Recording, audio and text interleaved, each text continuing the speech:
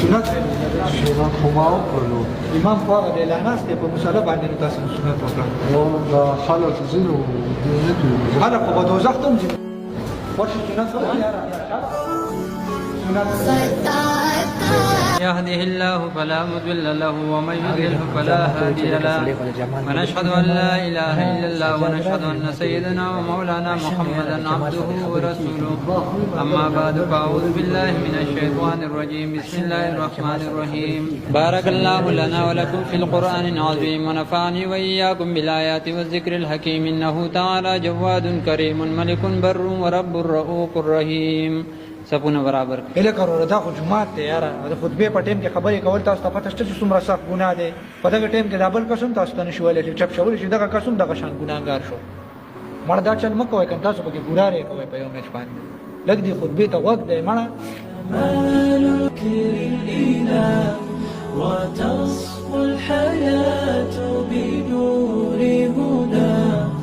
دوستانو مشرانو یو ضروري اعلان واورئ. زه د ډېر لرې نه راغلی یم او د بړګي په ځنګلاتو کې ګرځېدلی یم د دې روژې په خوله باندې ستاسو دپاره په یو قیمتي شیز پسې او په لنډو الفاظو کې به ته دا خبره وکړم چې د اوریجنل مچو ګبین مې راوړی دی او ډېرې پکې چیچلی یم نو تاسو ته دا درخواست دی چې زما نه هغه ګبین واخله. ورورې خفه کېږم او جومات کې د اخیستو د خرڅولو اعلانونه مه کوه دا جومات د اصول نه بار خبره ده. روریا دویمه خبره دا ده چې په جومات کې به د ورک شوي شیز اعلان هم نه کوي. درېیمه خبره دا ده چې جومات کې سوال کول هم حرام دي او دله پیسې ورکول هم منع دي. شکریه دوستانو ما ته دې خبرو پته نه وه او انشاءالله آینده دپاره به زه بیا داسې نه کوم خو چې اوس روژه ماتې له ماښام کور ته روغ لاړ شم. لکه څومره تراویح پاتې دي هلکه امام کته کېدو والا دی پاسه الله اکبر. کله چې امام نیت وتړي او تراویح ختم شروع شي دا کوم ملګري چې وروستو صفونو کې ناسي او نیت نه تړي نو دینه چې کم تلاوت په تراویح کې لاړ شي هغه تلاوت چې دی پای کې د دې حصه نه کېږي.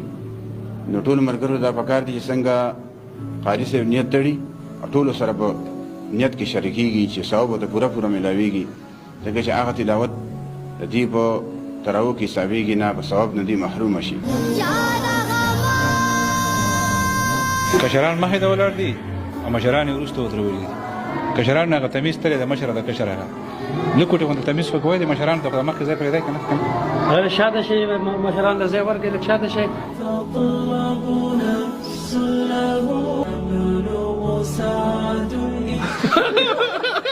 یره کرو تاسو دا خوله ولې وازه کړې ده تاسو ته پته شته چې په جومات کې په خندا کې څونه غټ ګناه دی. ګوره شپږ هغه ځایونه چې په هغې کې خاندل د 25 ځینهونو عمرې برابر دي.